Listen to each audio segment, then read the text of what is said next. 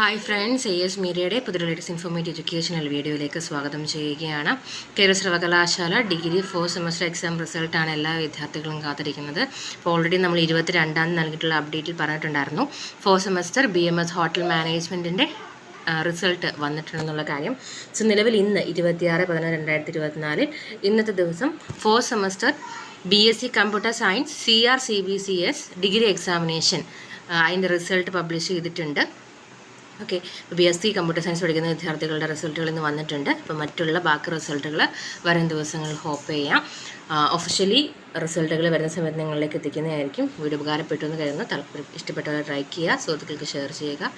And also ഇതുവരെ നമ്മുടെ channel subscribe ചെയ്തിട്ടുണ്ടെങ്കിൽ തീർച്ചയായിട്ടും ലേറ്റസ്റ്റ് ആയിട്ട് വരുന്ന അപ്ഡേറ്റുകൾക്ക് വേണ്ടി നമ്മുടെ ചാനൽ സബ്സ്ക്രൈബ് ചെയ്യാൻ മറക്കരുത്. Thank you so much.